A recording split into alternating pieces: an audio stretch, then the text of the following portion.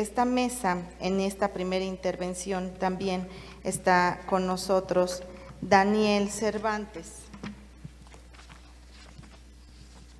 Daniel es asesor político y legislativo con 15 años de experiencia, licenciado en Ciencias Políticas y Administración Pública por la UNAM, cuenta con diplomas en Gobierno y Gestión Pública Local por el CIDE, Control y Transparencia en la Administración Pública por la UNAM, Gobierno Abierto Municipal por la Escuela de Gobierno de la OEA, entre otros. En 2018 fue seleccionado para ser integrante del Fellowship de Gobierno Abierto y Desarrollo Sostenible, programa coordinado por el PNUD y el INAI. Desde el Estado de México participa en el Colectivo Nacional de Ciudadanos por Municipios Transparentes, iniciativa de la sociedad civil que promueve la transparencia de los congresos y los gobiernos locales. Daniel ha trabajado con nosotros en el InfoEM para poder llevar a cabo estas actividades y estas tareas del gobierno abierto y ha estado muy interesado en estos temas desde hace ya algunos meses y, como le decía, finalmente hoy se está concretando. Será el segundo secretariado técnico que se instala, pero el primero que seguramente llegará a un buen cauce, sobre todo encabezado y dirigido por el comisionado Luis Gustavo Parra. Bienvenido, Daniel. Muchísimas gracias, maestra Zulema. Quiero agradecer también al comisionado Gustavo Parra, al equipo de la Dirección de Transparencia, a la licenciada Leslie, al licenciado Carlos, por estar ahí invitándonos en este segundo foro de Gobierno Abierto, que para mí es un gran honor compartir con la maestra Palmira, también con la que hemos coincidido en otros espacios, y con Paco Álvarez, que no dejamos de aprenderle también mucho en este sentido. Yo quisiera aprovechar este espacio para hacer reflexiones muy puntuales sobre los retos y las oportunidades que tiene este tema del gobierno abierto en el Estado de México. Empezar diciendo por una pregunta, una reflexión que hace el maestro Álvaro Ramírez Alujas, maestro y amigo. Dice: si el gobierno abierto es la respuesta, ¿cuál era la pregunta? Yo me atrevería a decir, un poco para redondear la participación de Paco Álvarez, que una pregunta que quizá podríamos responder por medio del gobierno abierto es: ¿qué tanto poder estamos devolviendo a la ciudadanía? La métrica del gobierno abierto y diversas investigaciones han estado concluyendo que en estos componentes que Paco mencionaba, de por un lado tener la transparencia y por otro lado tener la participación, en la participación ciudadana tenemos el mayor reto de que la ciudadanía justamente participe y se involucre. ¿Y por qué devolver? ¿Qué tanto devolvemos el poder a la gente? Para mí, que vengo de luchas por promover la participación ciudadana, por apropiarnos del espacio de lo público, es fundamental. En ese sentido, no solo es importante tener diversificación de canales de participación, sino también tener mecanismos sustantivos de participación. De nada sirve que invitemos a la ciudadanía a espacios en donde al final de cuentas su participación no va a ser tomada en cuenta. De tal manera que también es importante tener en cuenta este umbral de la participación ciudadana, es decir, el umbral más pequeño y más elemental es el tener información. No podemos tener participación si no contamos con la información adecuada, y de ahí podemos ir adecuando, ir generando mayores canales de participación. Pero hay que decirlo, la mayor oferta de participación ciudadana que hay en nuestro país, y particularmente en el Estado de México, llegan a ser cooptados. Podemos empezar con decir que hay mucha improvisación, desde improvisación de la participación ciudadana hasta la cooptación y la simulación de espacios de participación ciudadana. De tal manera que, si bien es importante que los mecanismos de participación estén institucionalizados, todavía es más importante saber si realmente funcionan los espacios de participación ciudadana. Pero yendo más allá, es preguntarnos qué tanto estos mecanismos de participación ciudadana inciden en la toma de decisiones de lo público. Hay una forma de expresarlo que por allí dicen que la forma de verbalizar la participación ciudadana en América Latina es: yo participo, tú participas, nosotros participamos, ellos deciden. Entonces, ese es uno de los principales retos que ubicamos desde CIMTRA, desde la lucha que estamos desarrollando por promover la transparencia y la participación ciudadana, es superar este vicio de la simulación, que desafortunadamente se ha dado, ¿no? Y hay que decirlo, es decir, el gobierno abierto, volviendo a parafrasear a Álvaro Ramírez Alujas, es una mezcla entre El Principito de Saint-Exupéry y El Príncipe de Maquiavelo.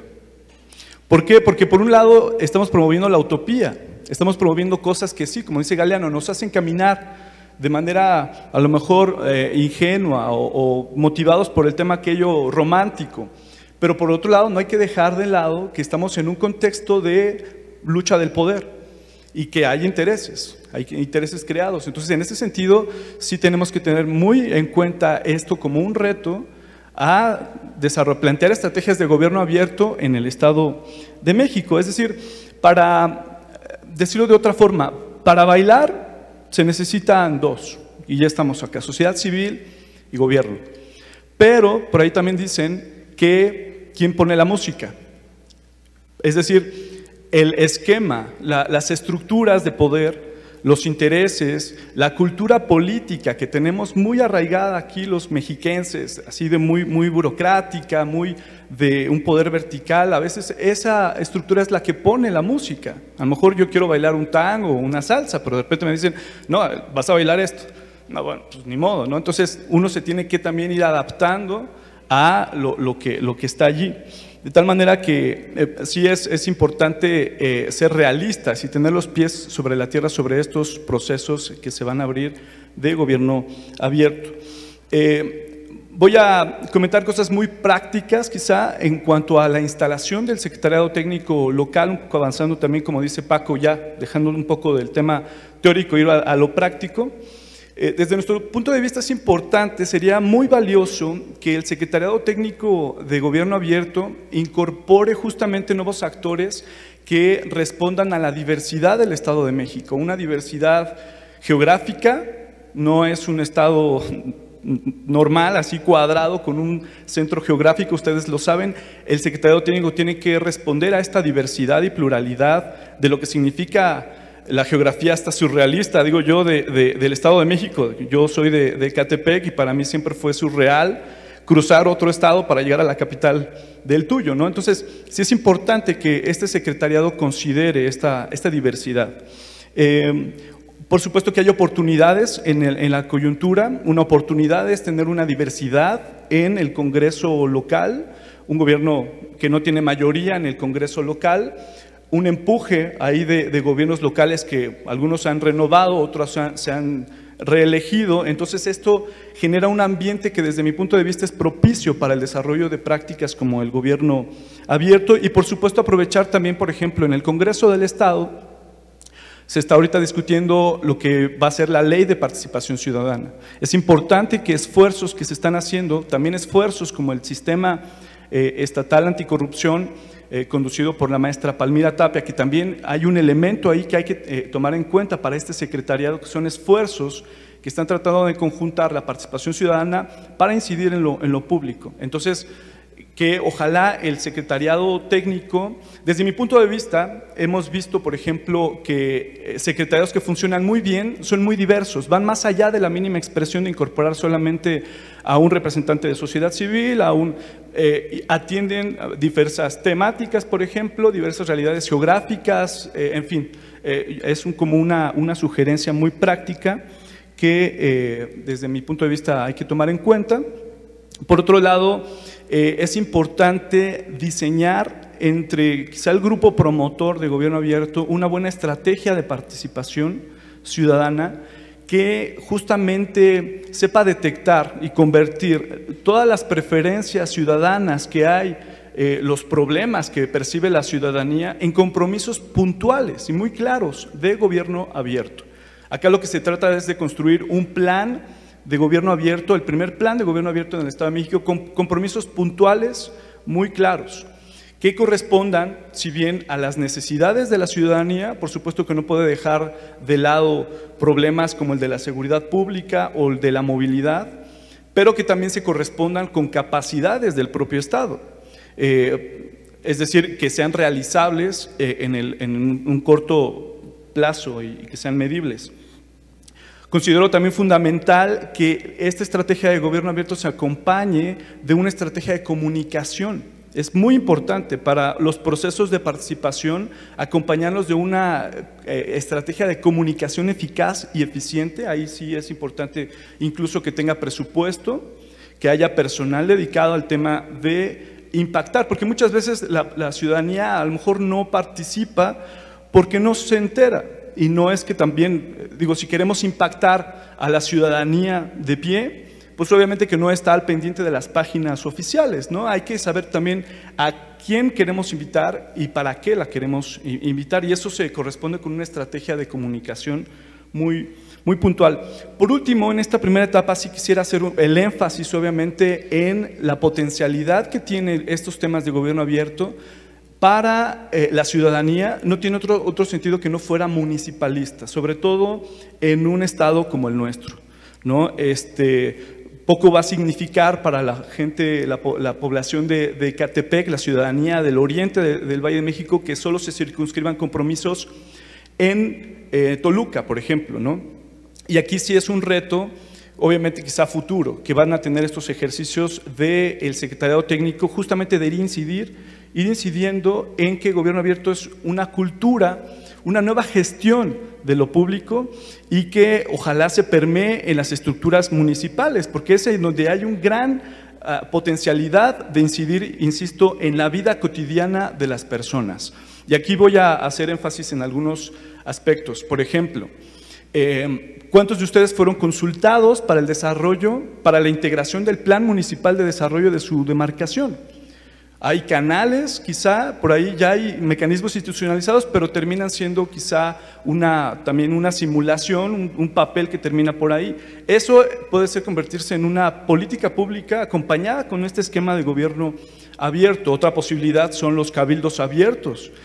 Otra posibilidad es, por ejemplo, que me parecería fundamental, de entrada, visibilizar los espacios que ya existen, que tenemos los mexiquenses acá de participación ciudadana, por ejemplo los COPACIS, los Consejos de Participación Ciudadana, que pues ya tenemos ahí una Ley General de Desarrollo Social. El ramo general 33 no puede pasar si no es a través de un Consejo de Desarrollo que su espíritu es pues colaboración, ¿no? Ahí se pueden desarrollar prácticas de gobierno abierto, pero ¿qué pasa? Que desafortunadamente terminan siendo cooptados por espacios de partidos políticos o esta disputa que llamamos de poder, ¿no? Entonces, sin embargo, siguen siendo espacios que desde mi punto de vista son grandes potenciales del gobierno abierto para que, insisto, tenga una incidencia efectiva en la población del Estado de México. Otro espacio, por ejemplo, son los llamados COSICOBIS, justamente que acá están compañeros de la Contraloría General, que son comités ciudadanos que vigilan la obra pública.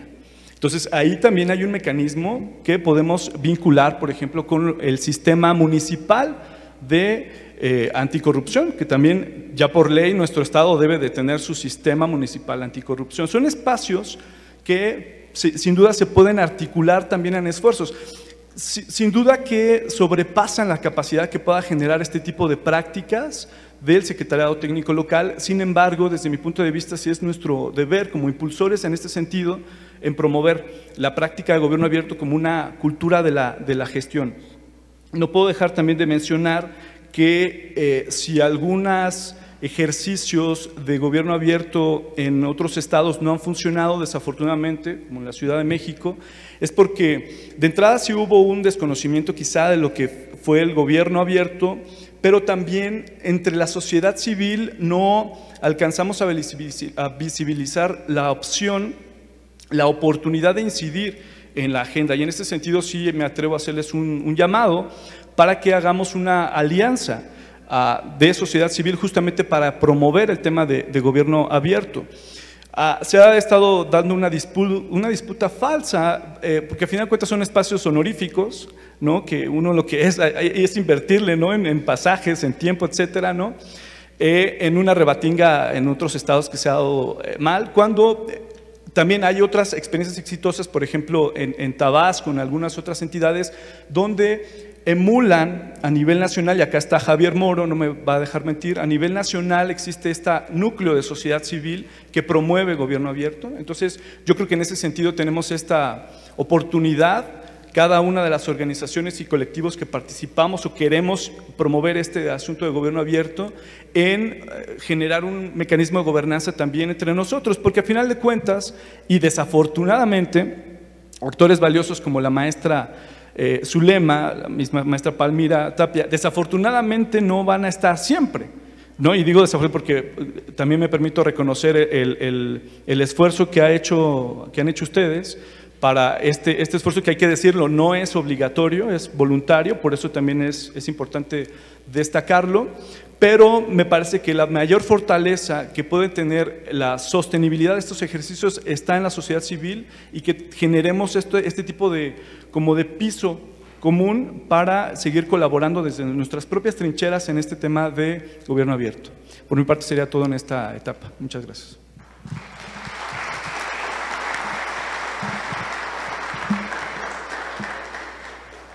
Muchas gracias.